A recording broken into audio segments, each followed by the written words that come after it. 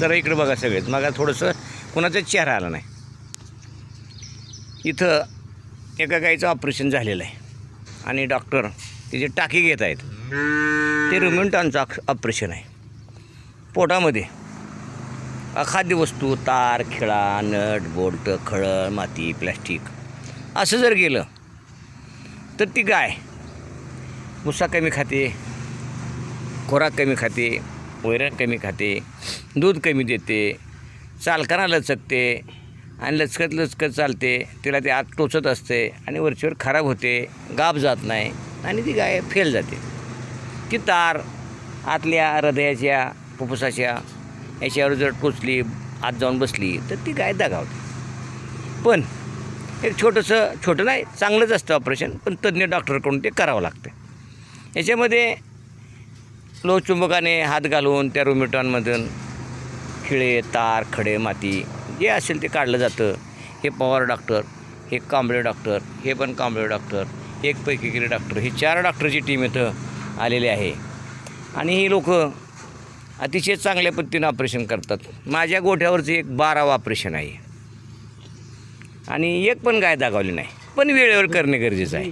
पशुपालक लक्ष देत नाहीत आणि निघालेल्या वस्तू वर घेते, उचलते.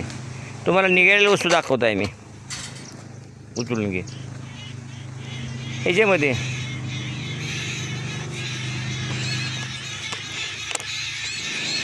हे फरशीचा तुकडा, ही खडा, ही तार, ही एक खिळा, ही एक खिळा, ही एक तार, ही एक तार, ही एक लोखंडाचं, ही एक नट, ही एक नट, ही एक वायसर. किती गबाळ निघालं आहे. हे अचंबित झालं मी सुद्धा, एवढं कसं पोटात गेलं तिच्या. आणि हे जातं आहे, भुशातून जातं आहे, वैरणीतून जाते, न कळत जाते, गेलेलं कळत नाही. जनावरं खाताना आधाशेपर्यंत गिळतात आणि ते आत जाऊन बसते, पुन्हा रवणमध्ये ते येत नाही आणि अशा पद्धतीने गाय खराब होते. 1,00,000-1.5 लाखाची आपल्या गायी याच्यामधून मरतात.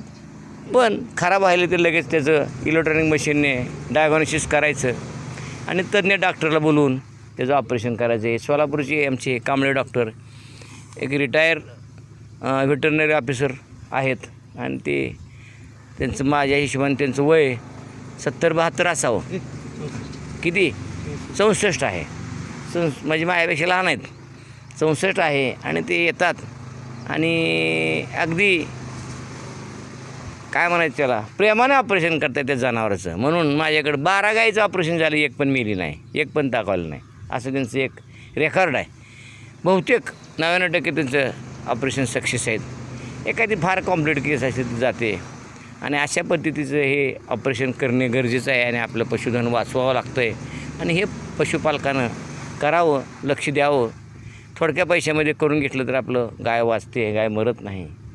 आणि अशा पद्धतीनं करावं असं मी आवाहन करतो आणि भेटूया पुढच्या भागामध्ये.